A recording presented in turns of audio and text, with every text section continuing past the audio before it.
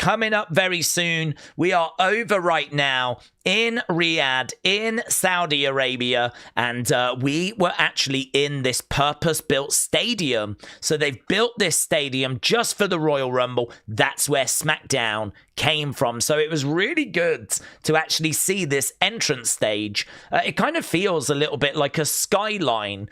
Obviously, we haven't like really dug into it yet. You can see here that we got like the Cody Rhodes graphics. We would do that for all the wrestlers that would come out, but I still feel like there's plenty to see when it comes to this set. I don't really feel like we've seen it in its full glory yet. I think they're probably saving a bit back for when we actually get to the Royal Rumble show, right?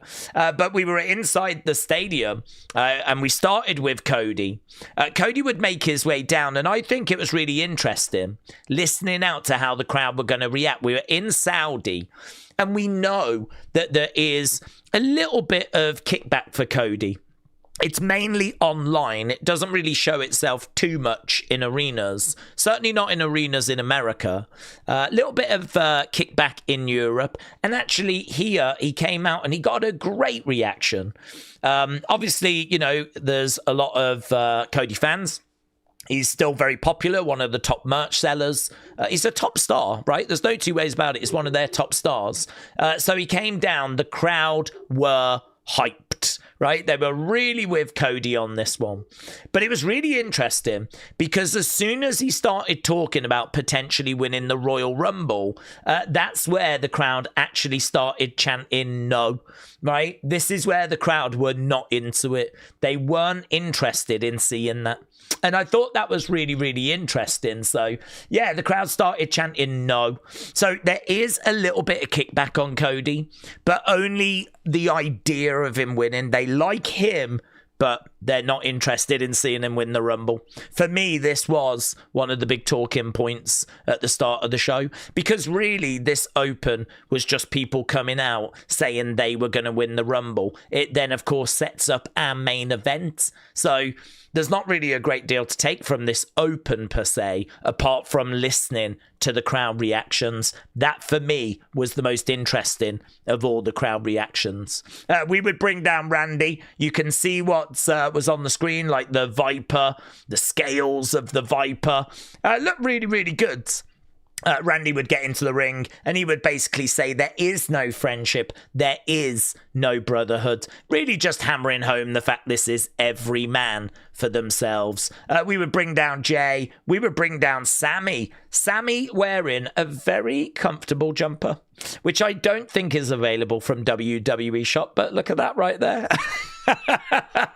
Straight from the allotment, Sami Zayn. So Sami coming out, getting a great reaction. So we had Cody, we had Jay, we had Randy, we had Sami. The kind of stuff you would imagine. Sami saying he was going to win the WWE Championship. Randy saying there are no friends. Jay saying he's going to go back to back, right, and win it again. Everything you would imagine. Then we brought out the Vision. Crowd were making it very clear, right, how they felt about Heyman and the Vision and probably Logan. So Saudi fans chanting, "Shut the F up" to Paul Heyman. And so you can imagine where this was heading. So basically, Nick Aldis comes out. And he says, you know, if you're going to stand on the stage, you're going to basically volunteer for a match. I think we all know where this is going. Our main event tonight is going to be the Vision against those four guys in the ring. And honestly, I mean, with all the entrances, this set up about half an hour. Like, there was a good chunk of the show that was gone after all of this, and we didn't really achieve a great deal. It was obviously a way of promoting the Rumble, but for me, the most interesting thing was Cody's reaction. They're with him, but they very much don't want to see him win the Rumble, right? Then we go to our first match. So this was the open challenge for the United States Championship, Carmelo Hayes, and it was answered by Rey Fenix. Gotta tell you, Rey Fenix's entrance, it is so bad. Like, when he comes out, he's kind of like airplaying like an 8-year-old. He's just got his arms out and he's like doing it. It looks rubbish. I mean, I don't know if in the future I'll look back on this review and feel a bit bad. Like maybe it gets over. I really don't think it's going to, though. I mean, he comes out and there's no aura to it. It is literally like an 8-year-old pretending to be a plane at home, just sort of like flying around. The music sucks. The entrance gear sucks. Everything about it sucks. There's not a single element of it that I think works or is credible or is cool. I would get rid of it all, right? The annoying thing is that actually is such a great talent. Like, when this match got underway, it was really good. You lot seemed to struggle with it, though. You said it was only good. Like, it still didn't grab you. I think it's still one of the weaker open challenges. But honestly, I still think this delivered. I don't think this was a bad open per se, but yeah, I just found that entrance, that presentation to be quite distracting. In the background, you can see all the SmackDown logos on that stage. And it was a victory for Carmelo. So, yeah, fine. By this point, we're probably about 50 minutes in. Backstage, we saw Damian looking at a piece of paper. I don't think there was a number on that paper in reality. But the way that he reacted, he was quite disappointed. R-Truth was like, oh, I'm sorry, we can go again. And Nick Aldis was like, no, we can't go again. So it really feels like Damian has drawn quite a low number. I would expect to see him within the first 10. I think by the feel of it, it looks like it's a single-digit number for Damian. Then we had Drew. Drew was backstage. He said, I will do whatever it takes to keep my title. Sami, are you willing to do whatever it takes to take it from me? Which is a very good question. Obviously, they're on a collision course. Then we brought down Charlotte and Alexa, and I find these segments a bit annoying because I know we're kind of teasing a bit of a breakup, but I mean, how many Rumbles have these two been in? Like, how many times have we done the Royal Rumble? We know how this works. We know it's every person for themselves. Like, it's just kind of crazy how they're like, will you really eliminate me? Are you really not going to help me win? And it's like, it's every person for themselves. Of course, Alexa wants to win. Of course, Charlotte wants to win. Like, for me, there's not really a reason for these two to be arguing here. Alexa said, not everything's about you, Charlotte. I feel like we see a segment like this every single year, and actually multiple times, where tag teams and factions just can't believe that the other members aren't going to help them win, you know? I feel like it's just rinse and repeat. It's very lazy creative, right? So we had this for a little bit, right? So Charlotte said she's going to win with Alexa by her side. Alexa says she's planning on winning. Tensions rise. I mean, look, these two could split, right? Well, they could split apart. It could be that Alexa eliminates Charlotte, Charlotte eliminates Alexa, and we go a bit further down that road. But yeah, it's just, I don't know. This was a go home for the Rumble. I understand that. But I think the show that we got here was just nothing more than that. It was a go home for the Rumble, and this show was just a go home for the Rumble with traditional go home and repeat. You would just think the creative would be a little better than that now, but whatever. It was what it was. I'm just kind of telling you why this show didn't really achieve a great deal other than what you would expect, and as a result my score is not going to be very high at the end of this review, right? This breakdown. Judgment Day came down. They kind of teased they were going to step up to Charlotte and Alexa. They then were like, nah, we've got the Rumble tomorrow. They started backing away. Nick Aldis came out and was having none of it, and so the match was made. So we had Charlotte and Alexa against Judgment Day. And honestly, I'm going to continue my moan. I actually thought this was the weakest match on the show. I think the women's tag matches, someone is booking these to go a million miles an hour and actually be fast-paced, really exciting. I don't know why. Maybe it's because these are women that aren't in real tag teams. They're not used to being in teams. You know, like Liv and Roxanne are not used to being together. It's not like they've been together years. Maybe Charlotte, Alexa, a little bit longer together, so, you know, perhaps that's not quite as bad. But a lot of these teams like Bayley and Lyra, for example, or Rhea and Io, they've not been teams for very long. So, you know, we're not dealing with Fraxium, right? We're not dealing with, like, some of these teams that have been together for a long, long time. And for me, we're trying to make them go at a fast pace, and I don't think they can quite deliver it. The point I'm making is there are parts of these matches that are very sloppy. And I don't think it's because these are bad workers. I just think that we're trying to make them go at a pace that's maybe a little bit quicker than what they would like to be going.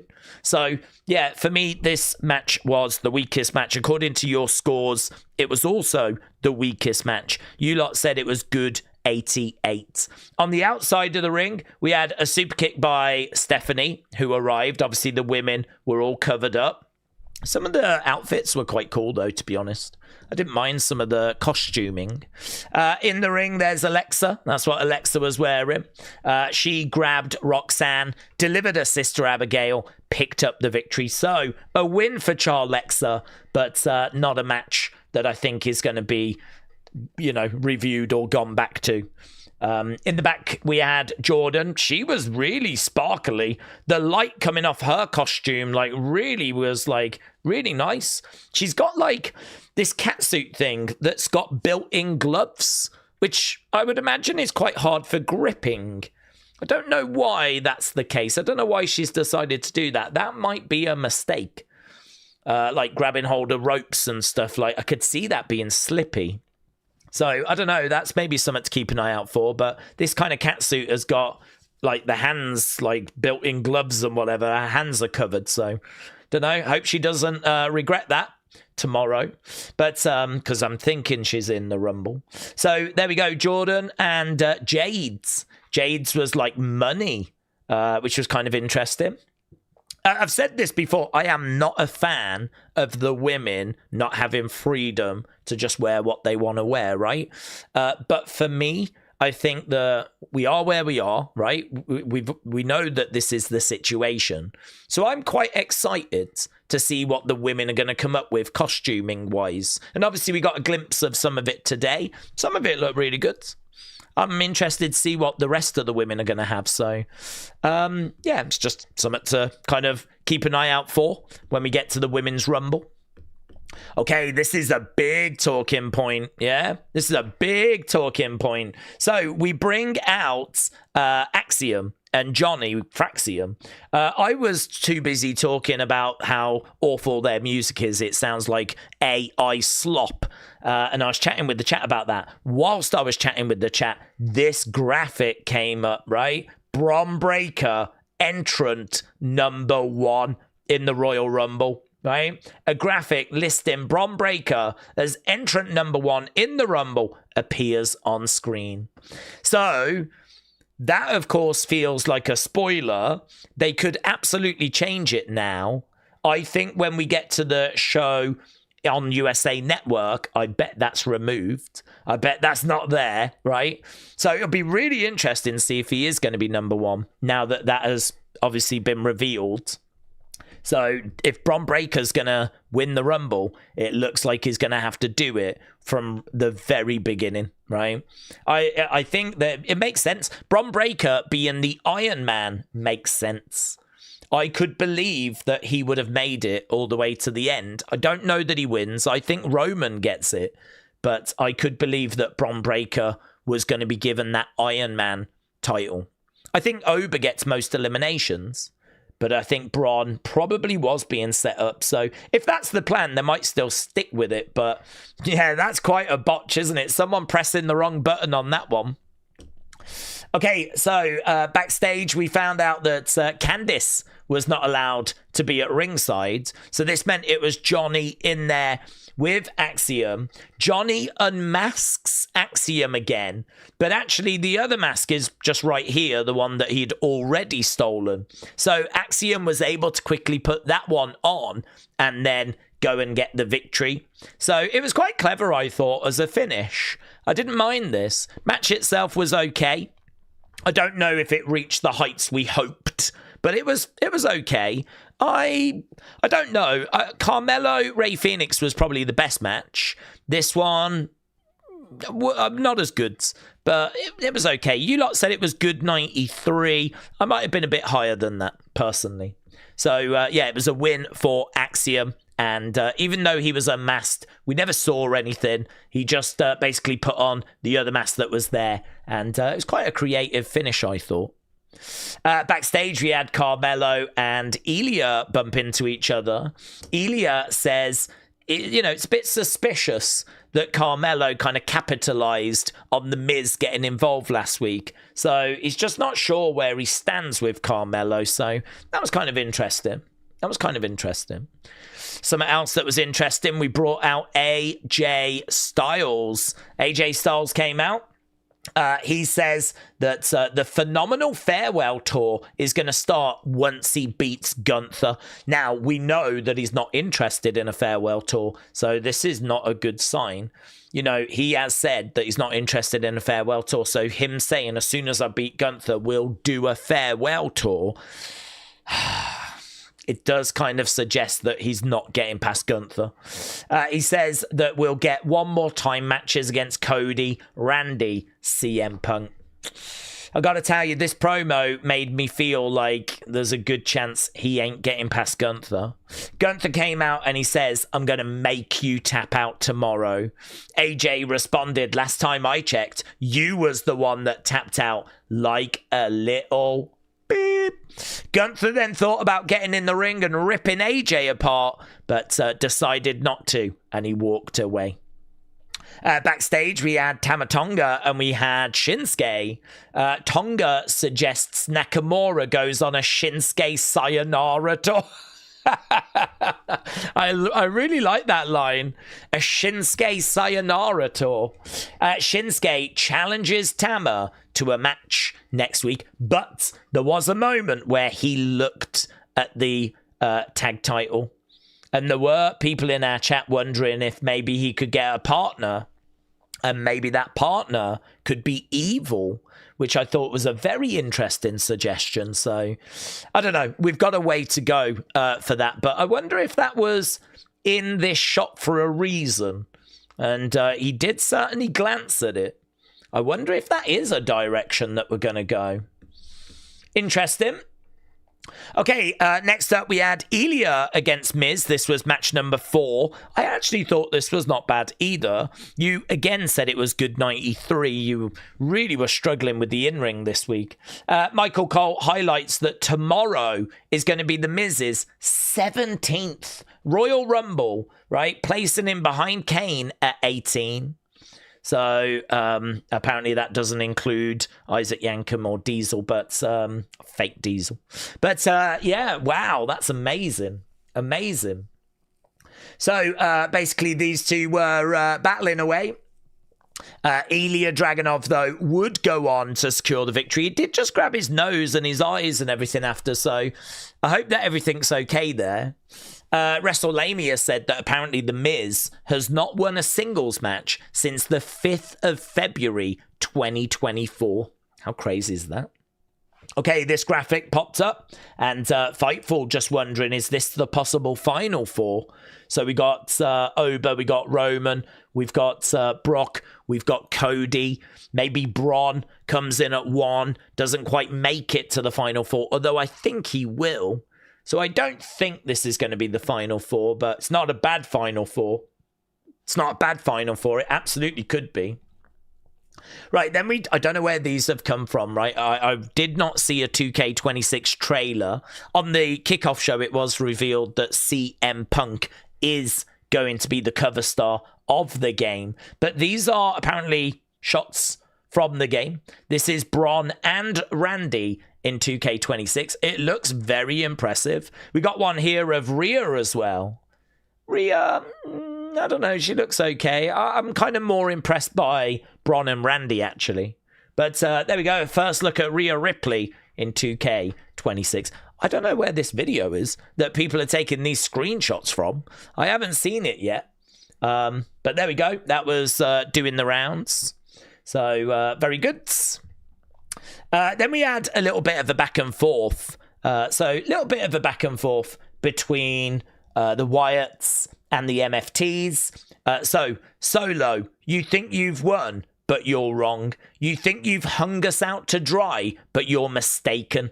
And you've severely underestimated the weight of sacrifice. Our Lantern and Tag Team Championships will come back to us. And when they do, the millions of fireflies around the world will illuminate your insecurity.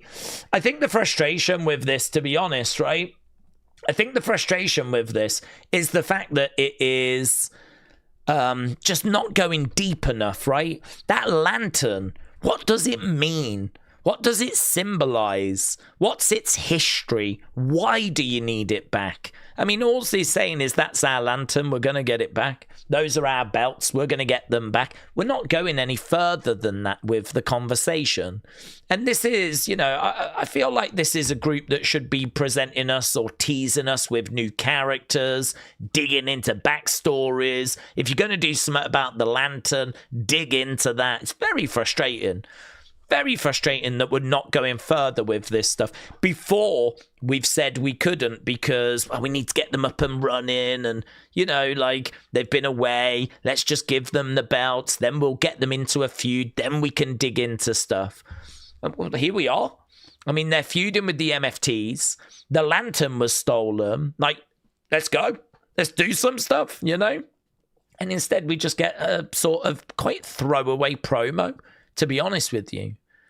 This is not what people were looking for from the Wyatt Sicks. The concern is this is all we're going to get, is that it's always just going to be this real surface level stuff. So, I don't know, there's some real concerns here, to be honest with you. I like the Wyatt Sicks a lot. Of course I do.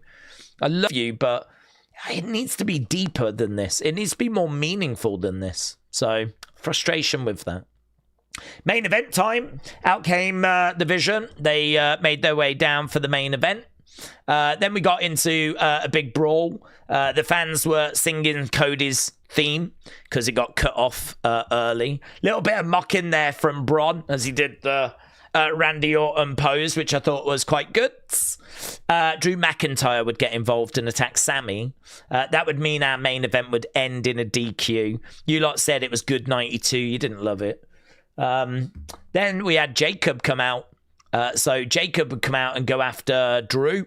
Then that would result, obviously, in the belt being down. Sami would go to pick it up, but so would Cody. They would both get speared by Braun. And it was just like, I don't know, man, this is happening now. That's happening. Here's Drew. Here's Jacob. The belt's down. The fans want Sami to pick it up. They both pick it up. Then Braun spears. It's like things happened, right, at the end of the show. And I don't know, just stuff happens. But I don't know that it was like, oh, crazy or anything. I didn't get that vibe. I mean, even Slam X is like, well, that was an ending. And it was just that kind of show, honestly. It was that kind of show. So here we've got from Sportskeeda a chaotic ending right before the Rumble. So I suppose what we're trying to do is we're trying to show that everyone's trying to get an opportunity. That's what the Rumble gives you. You know, Cody wants that opportunity. Braun wants that opportunity. Sami's got an opportunity. You know, is he going to get his hands on the title at the Royal Rumble? He'll be taking on Drew. I don't think he wins. But, yeah, everyone's trying to get their hands on the belt. Maybe it's just meant to, like, symbolize that. But, yeah, this was just such a go-home show. Such a go-home show. I would really struggle to tell you what you need to go out your way to watch, to be honest. I genuinely don't know. I am actually looking forward to watching this show again later so I can really look at the matches and just see were they better than I thought? I mean, I agree. I don't think there's anything here that's mind-blowing. There's main event was completely pointless. It was just a go-home show. I mean, it really was. I'm feeling about a 5. I mean, it was lovely to see the stadium and the set. That's obviously been built for tomorrow, though. Crowd, you got to give them their flowers. They made noise. Fair play. Crowd were good. In-ring just didn't really do it. There wasn't really much furthering of any stories. Yeah. I don't know. I'd really struggle on this. I think if you miss this show, you miss nothing. But I need to watch it again later because we're doing a second SmackDown watch-along. And obviously I'm going to need to try and find something about this to really look out for. And so I'm going to look at the matches and just see, look, Carmelo Fenix, how good was that? Axiom Johnny, how good was that? Miz Ilja, how good was that? And just see, they came across as fine. Were they better than that, maybe? Is there some moments in there that I didn't appreciate first time around? I'm just going to have to do that because really there was nothing else in this show. This drop, though, a new CM Punk shirt, which looks kind of nice. So there we go. It does look nice. There's a few nice shirts actually coming out at the moment. WWE doing some good stuff. So very good. And there we go. That was SmackDown. It gets a 5. I'll never revisit this show again. Absolutely nothing about this that you need to see. I think the matches were okay. I think that there's not really much here that I can say is distinctly bad, which is why I'm not at a 2 or a 3. There's still moments in matches, right? There's still, some interesting, hearing AJ speak is still interesting. There's still bits, but God, I don't know what this thumbnail's going to be. I don't know. I ain't got a clue. There ain't no major talking point here. So, yeah, it was what it was. And on we go. So, there we go. That was SmackDown. Shout out to Mo Money. Appreciate the support, my friend. Shout out to Dave Walker and a shout out to everyone that joined us. We'll be back, obviously, later for our kind of second viewing of this. Can't wait. And but bigger than that, we'll be back for the Royal Rumble. We'll be starting hours before the countdown show. So if you want to share your thoughts, catch up with those last minute rumors and everything like that, we'll be live. We'll be getting our teeth into absolutely everything. And honestly, even if this show did nothing for me, it didn't dampen my excitement for the Royal Rumble. So I hope you're excited as well. Let's go. Big weekends. Have a good evening. And I'll see you next time.